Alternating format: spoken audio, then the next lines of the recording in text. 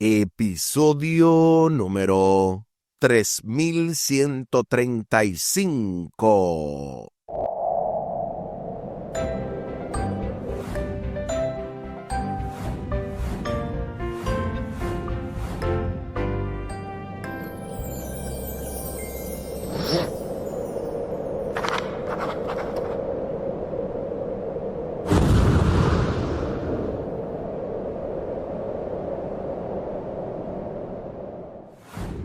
Saludos y bendiciones. Esto es Estudio Sistemático de la Biblia. Por la gracia de Dios y solo por la gracia de Dios estamos alcanzando hoy este martes 3 de junio la historia de Sodoma y Gomorra en el marco de esta lección número 10 sobre quienes ha llegado el fin, con el texto a memorizar de 1 Corintios capítulo 10 versículos 11 y 12.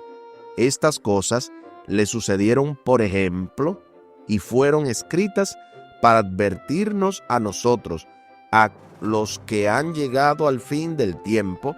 Así el que piense estar firme, mire que no caiga. 1 Corintios capítulo 10, versículos 11 y 12. Durante esta semana hemos estado abordando diversas lecciones. El pasado sábado domingo estuvimos viendo la ira del Cordero.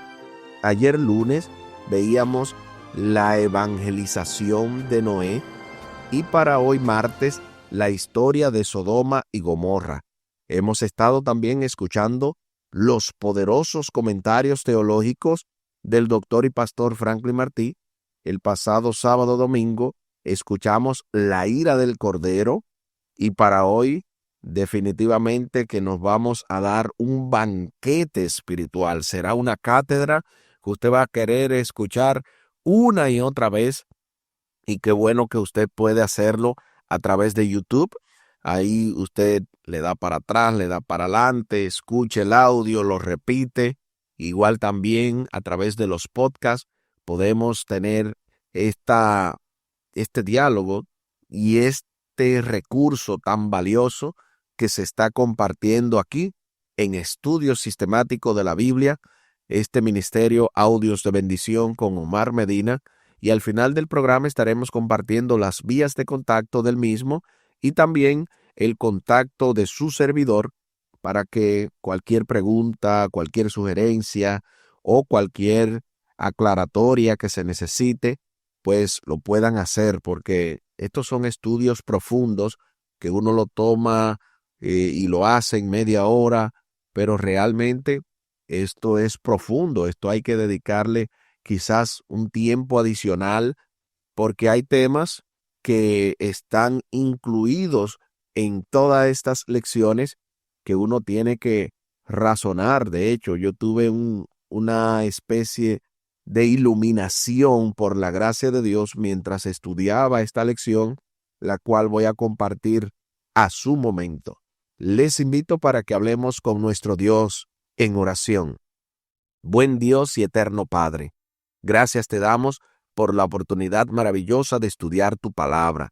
Bendícenos, dirígenos, que podamos, oh Dios, no solamente escuchar esta lección, sino también poder seguir investigando, poder ser iluminados con tu gloria, y que de esa manera tu bendición nos alcance no solamente a nosotros, sino también a nuestra familia, a nuestros amigos, a nuestros compañeros de trabajo o de estudio, a nuestros hermanos en Cristo, a todo el que nos rodea.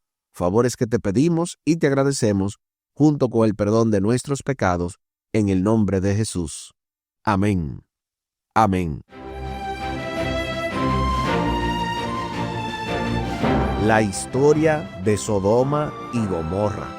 Hay otra historia clave del Antiguo Testamento a la que Pedro hace referencia al describir los acontecimientos de los últimos días, es decir, la destrucción de Sodoma y Gomorra. Las ciudades de la llanura se han hecho legendarias por su maldad y se convirtieron en el primer ejemplo de poblaciones destruidas por el fuego del cielo. De paso, si uno va a esas ciudades que están por esas llanuras, va a encontrar que hay un montón de azufre. Hay una cantidad grande de azufre y ahí no se da absolutamente nada, como un ejemplo vivo de que la historia bíblica es real.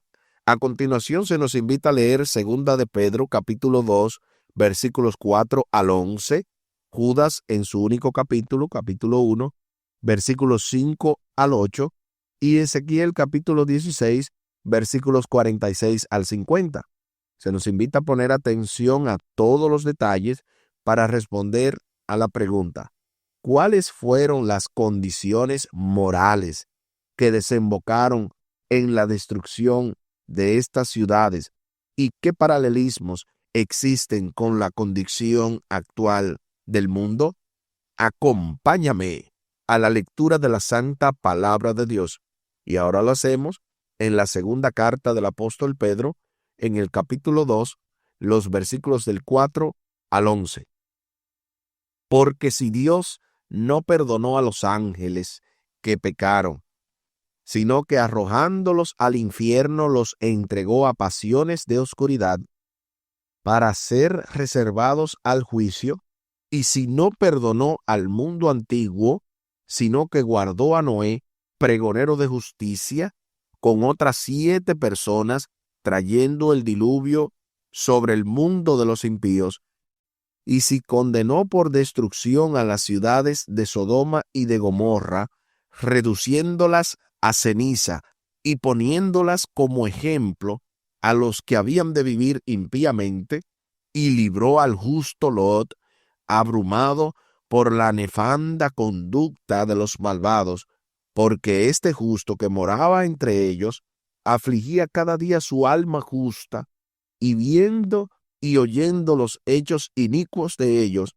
sabe el Señor librar de tentación a los piadosos y reservar a los injustos para ser castigados en el día del juicio, y mayormente a aquellos que, siguiendo la carne, andan en concupiscencia e inmundicia y desprecian el señorío. Atrevidos y contumaces, no temen decir mal de las potestades superiores, mientras que los ángeles, que son mayores en fuerza y en potencia, no pronuncian juicio de maldición contra ellas delante del Señor. Ahí está lo que dice la segunda carta del apóstol Pedro, el capítulo 2, versículos 4 al 11. Ahora movámonos a Judas, capítulo 1, versículos 5 al 8.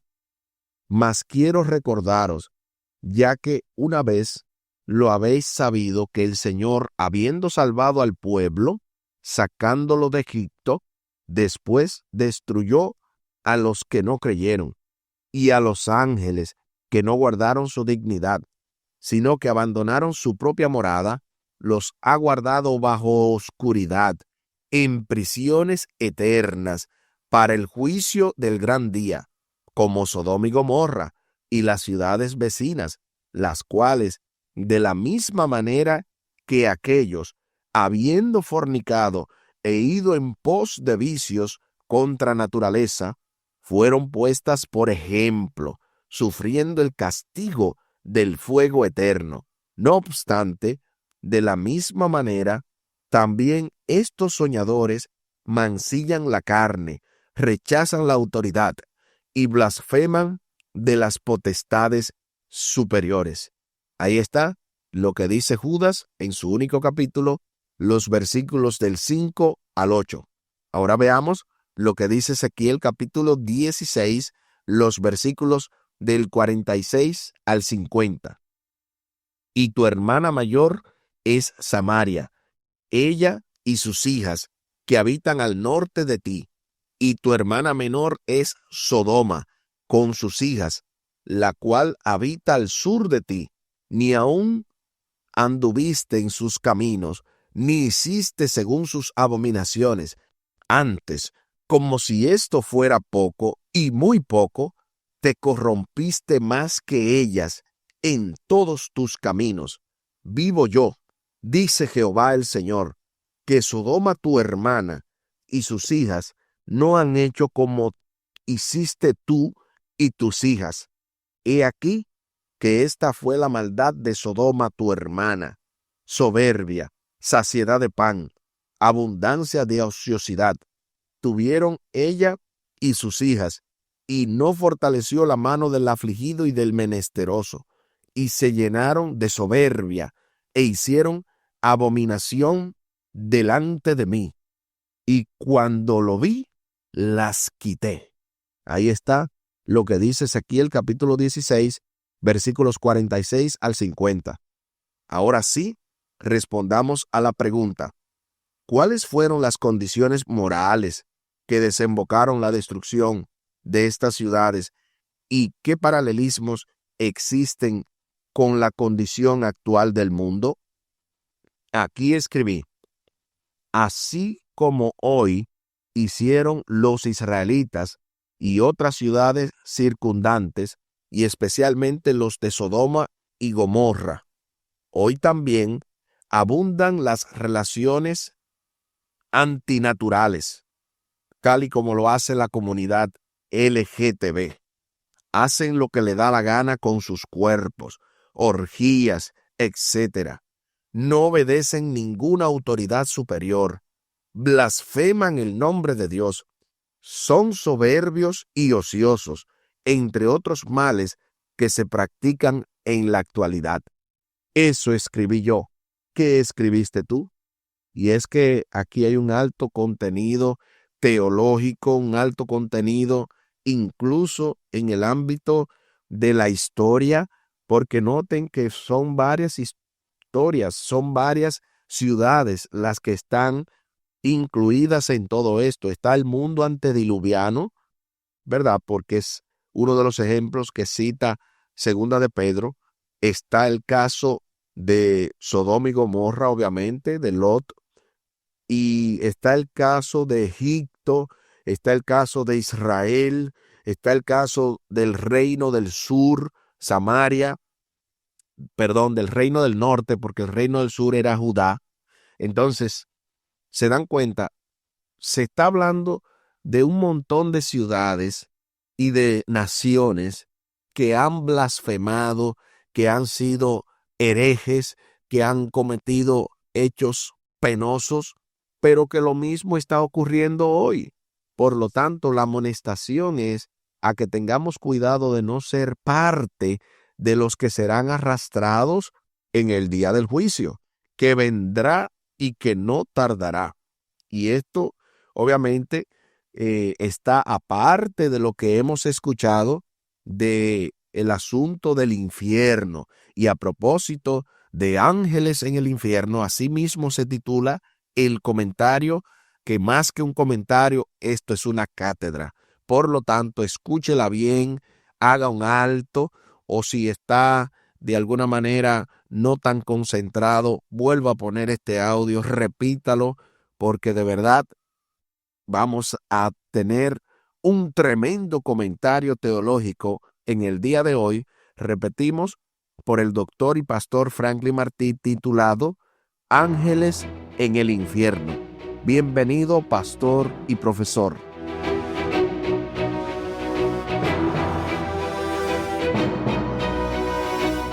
Segunda de Pedro capítulo 2 versículo 4 dice: Dios no perdonó a los ángeles que pecaron, sino que los arrojó al infierno y los entregó a prisiones de oscuridad donde están reservados para el juicio. Al leer este pasaje bíblico hay que tomar en consideración tres detalles. El primero es que el apóstol Pedro está haciendo una comparación entre los ángeles que estaban en su presencia y que cuando pecaron Dios no los perdonó, cuanto más a los impíos que pecan y no se arrepienten, Dios tampoco los va a perdonar. Claro, para esto hay que leer hasta el versículo 8 y un poquito más para uno ver esa comparación. Pero como lo que quiero es enfatizar acerca de lo que tiene que ver con el infierno y las prisiones de oscuridad, pues pasemos al segundo punto. El segundo punto habla de que Dios arrojó a esos ángeles impíos, esos ángeles que pecaron, al infierno. El apóstol Pedro, como judío, debió haber utilizado la palabra más común entre los judíos para infierno, que es la palabra Gehenna. Pero Pedro no le está escribiendo a judíos, le está escribiendo a gentiles. Como le está escribiendo a gentiles, pues él utiliza la palabra que los gentiles usan más, y es la palabra tártaro. Y la palabra tártaro tiene que ver precisamente con la morada de los impíos muertos y el lugar donde recibían el castigo. El apóstol Pedro está utilizando esta palabra porque esa es la palabra que ellos conocen, y quiere hacer una especie de enganche, si se puede decir así, con lo que ellos conocen. Pero el apóstol Pedro la está utilizando de una manera diferente, y eso se puede ver en el mismo texto. El mismo texto lo dice, que Dios arrojó a esos ángeles impíos al infierno, los entregó a prisiones de oscuridad, donde están reservados para el juicio. Mientras que los gentiles utilizan la palabra tártaro para indicar que allí los impíos muertos reciben su castigo, Pedro la está utilizando de una manera diferente, en el sentido de que allí los ángeles simplemente están limitados, están prisioneros, y que el juicio viene después. O sea, el juicio no le va a acontecer en el tártaro, sino que el tártaro es utilizado para aprisionar a los ángeles impíos, y entonces el juicio viene después. Eso es lo que dice aquí. Dios no perdonó a los ángeles que pecaron, sino que los arrojó al infierno y los entregó a prisiones de oscuridad, donde están reservados para el juicio. Lo que indica que eso es algo que viene en el futuro. Y nosotros sabemos, cuando leemos a Apocalipsis capítulo 20, que eso está en el futuro. Y lo tercero es que esa I que está entre sino que los arrojó al infierno y los entregó a prisiones de oscuridad, se puede tomar como una I explicativa. O sea, usted lee desde el principio del versículo 4, Dios no perdonó a los ángeles que pecaron, sino que los arrojó al infierno. Es decir, los entregó a prisiones de oscuridad. Lo que indica, según esta forma de entenderlo, que para el apóstol Pedro, el infierno es lo mismo que esas prisiones de oscuridad. Lo que indica que para el apóstol Pedro, la palabra tártaro es una prisión de oscuridad. De paso, algunas versiones traducen este lugar como una prisión, como un abismo, como un foso. Y precisamente eso indica que lo está utilizando de una manera figurada. Y nosotros, como seres humanos, no sabemos específicamente en qué lugar está ese tártaro, ese foso, ese abismo. Sin embargo, sabemos que está en la tierra, en algún lugar de la tierra. Y de esta manera, Dios lo que está haciendo es que esos ángeles impíos estén retenidos, limitados, prisioneros en ese lugar, hasta que llegue el momento del juicio. Claro está, algunos se preguntan, bueno, pero ¿y qué de los endemoniados cuando hay personas que tienen demonios? Diga que esos demonios no tienen ningún límite. Bueno, sí están limitados. El caso es, los demonios no pueden tocar a los que tienen una relación con Cristo Jesús, con los que siguen a Cristo. Pero aquellos que no están con Cristo están del mismo lado que están esos demonios. Tienen todos un líder en común, que es Satanás. Por lo tanto, estas personas que juegan con asuntos espiritistas, que juegan con asuntos oscuros que tienen que ver con el reino de las tinieblas, pues lo más probable es que caigan en estas posesiones y en estas dificultades. El asunto es que, volviendo al principio, cuando se utiliza la palabra infierno aquí, no está hablando de un lugar de tormento con fuego, sino que está hablando de una prisión donde se está limitando el poder de estos ángeles hasta que llegue el juicio.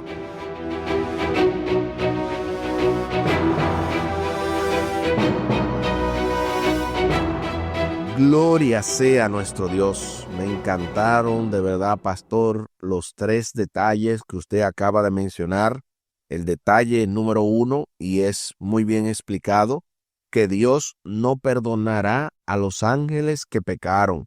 El detalle número 2, que Dios arrojó a los ángeles para el infierno, y es la palabra tártaro para ese público que está escuchando, que es la misma palabra gehenna, si fuera un público diferente, y esta palabra tiene que ver con lo que ellos conocen. En este caso, la palabra tártaro es lo que conocen la audiencia a la que Pedro se está dirigiendo, y es precisamente al lugar donde están reservados para el juicio.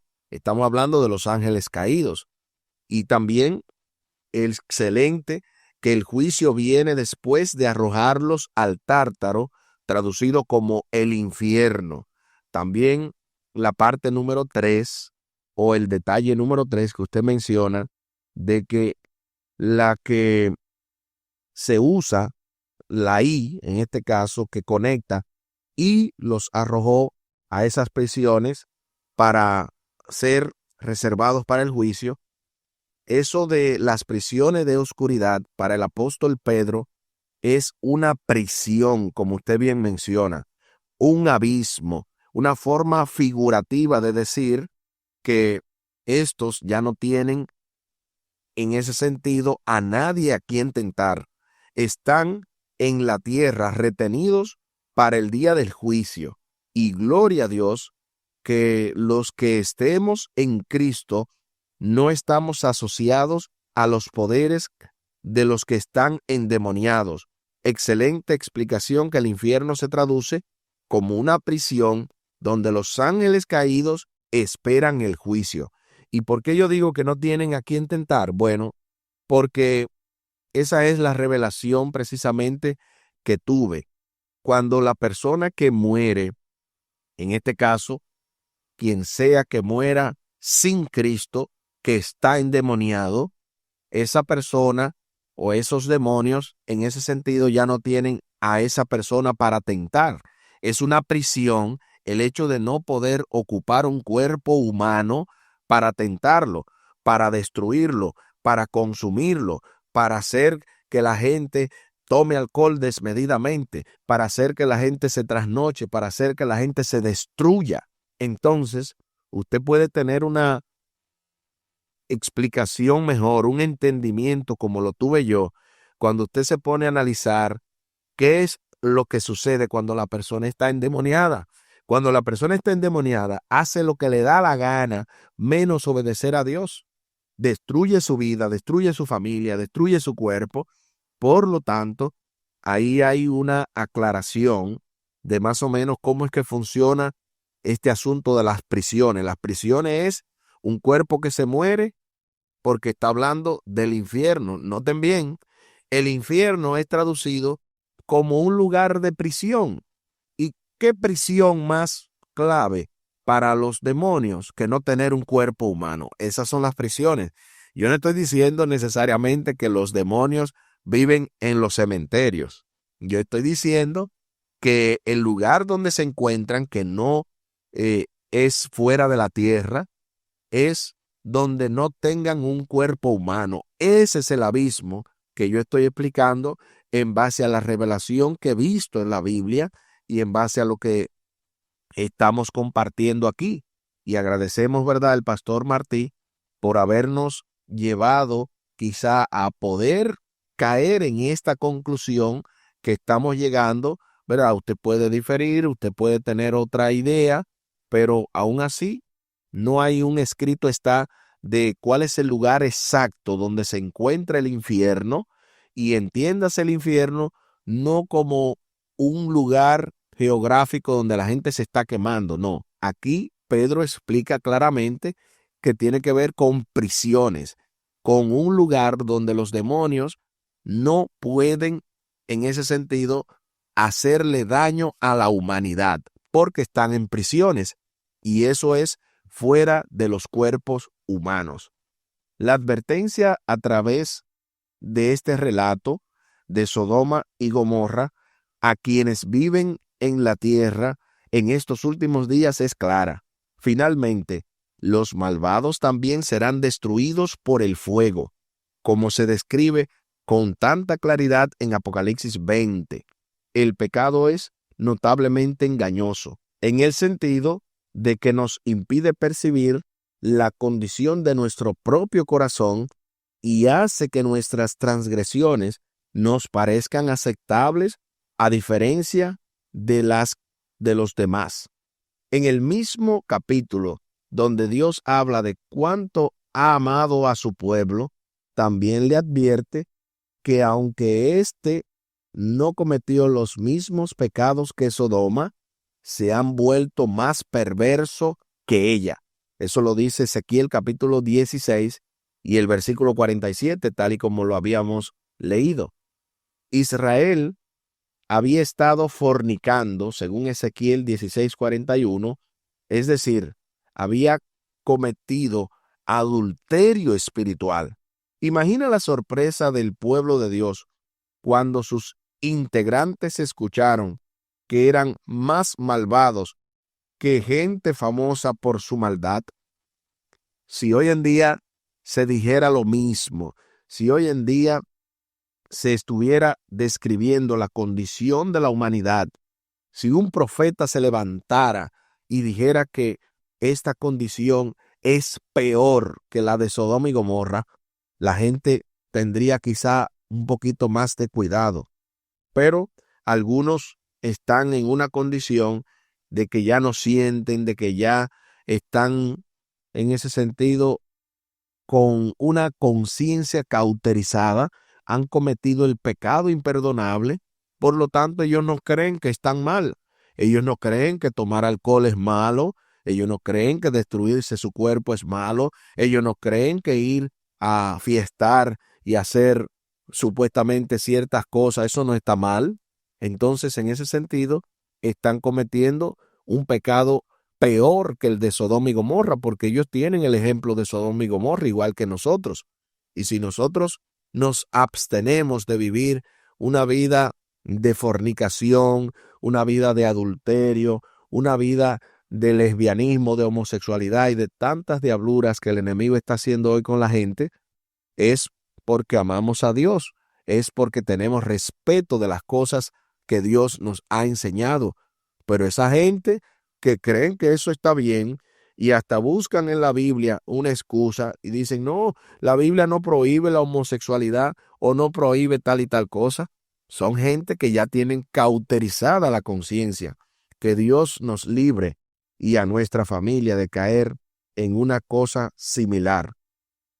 Imagina entonces la sorpresa que pudo haber sido de que los hijos de Dios o que el pueblo de Dios escuchara que eran más perversos. Esto no es una novedad acerca del tiempo de Israel ni de la humanidad. En Romanos capítulo 1, versículos 18 al 32, no lo podemos leer por razones de tiempo, pero aquí Pablo presenta una larga lista de faltas humanas que podrían haberse escrito sobre la base de las noticias actuales.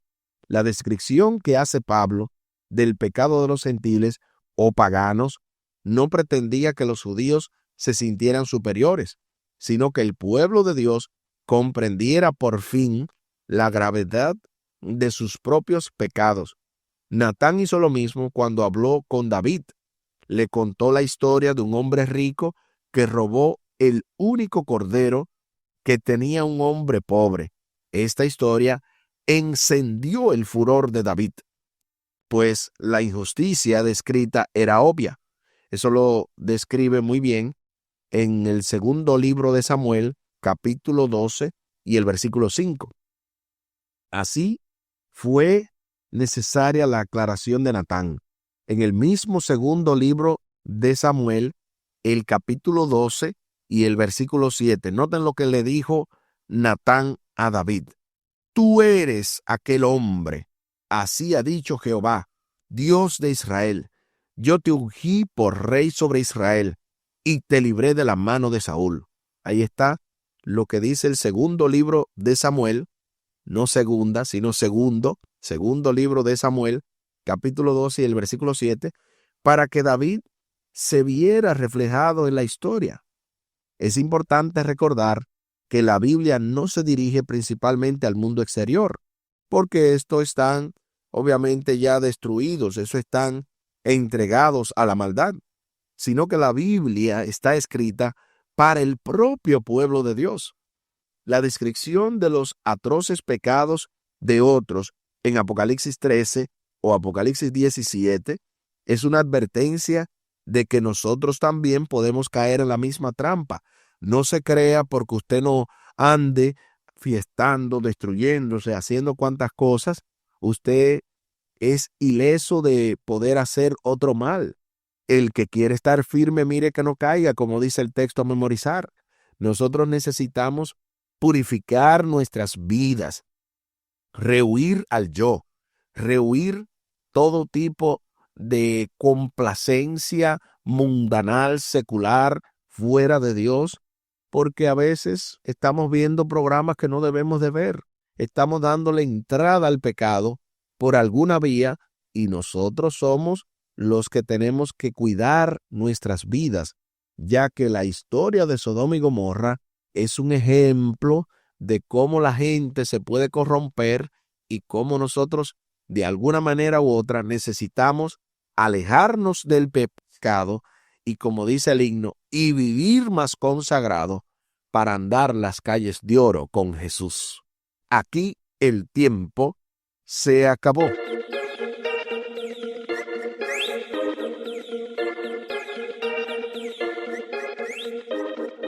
¿Qué hemos aprendido en el día de hoy? Hemos aprendido que la historia de Sodoma y Gomorra son un ejemplo para nosotros ver lo que sucedió en el pasado. Lo mismo ha de ocurrir en nuestros días y debemos no solamente de cuidarnos de no pecar, porque eso sería, ¿verdad?, lo más mínimo, sino que debemos advertir a las demás naciones, advertir a nuestros familiares, a nuestros amigos, a nuestros compañeros de trabajo o de estudio, a todo el que nos rodea. Debemos de decirle lo que está sucediendo. Los juicios de Dios caerán y necesitamos evitar ser arrastrados por la ira que vendrá, la ira que va a destruir el pecado y con él a todo aquel que se haya aferrado al pecado. Les invito para que hablemos con nuestro Dios en oración. Buen Dios y eterno Padre, gracias te damos por esta poderosa lección, por estas enseñanzas tan importantes. Ayúdanos no solamente a entenderla como ya la hemos entendido, sino también a practicarla, que esto se traduzca en una bendición para todo el que podamos compartir esta gran verdad. Ayúdanos, oh Dios, para no ser arrastrados por el mal imperante, por la soberbia, por la ociosidad, por cualquiera de los males descritos de Sodoma y Gomorra, sino que podamos exaltar tu nombre, que de esa manera podamos, oh Dios, estar cada vez más cerca de ti y más lejos del maligno. De paso, te pedimos que ningún ser querido, ningún amigo, ningún familiar, ninguno de nosotros tampoco tenga parte con el enemigo ni con los demonios. Permite, oh Dios, que nuestra vida sea un ejemplo a seguir y que de esa manera el enemigo no tenga parte en nuestras vidas, sino que podamos glorificarte en espíritu y en verdad. Favores que te pedimos y te agradecemos por los méritos sagrados del único que es sobre todo nombre, por los méritos sagrados de Cristo Jesús. Amén. Amén. Espere con la ayuda de nuestro Dios para este miércoles 4 de junio, el juez de toda la tierra. Esto se va poniendo más interesante en el marco de esta lección número 10 sobre quienes ha llegado el fin, con el texto a memorizar de 1 Corintios capítulo 10, versículos 11 y 12. Estas cosas les sucedieron, por ejemplo, y fueron escritas para advertirnos a nosotros, a los que han llegado al fin del tiempo. Así, el que piense estar firme, mire que no caiga. 1 Corintios capítulo 10, versículos 11 y 12. Y así como lo habíamos mencionado al principio del programa, compartimos la vía de contacto de este ministerio, Audios de Bendición con Omar Medina. Lo pueden hacer vía WhatsApp al 484-838-8989. Una vez más, repetimos, vía WhatsApp 484-838-8989. Si también se desean comunicar con su servidor, lo pueden hacer también vía WhatsApp al 484-599-2831. Repetimos, 484-599-2831. Muchísimas gracias por la fina gentileza de la atención dispensada. Estuvo con ustedes Tomás Polanco. Un día más para la esperanza, un día menos para el dolor. Que Dios les bendiga. Ánimo contra el miedo. Hay amor y paz en Cristo Jesús.